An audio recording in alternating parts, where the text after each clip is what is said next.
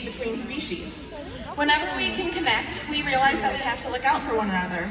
This is true of dolphins that we know, but also of dolphins that we don't know.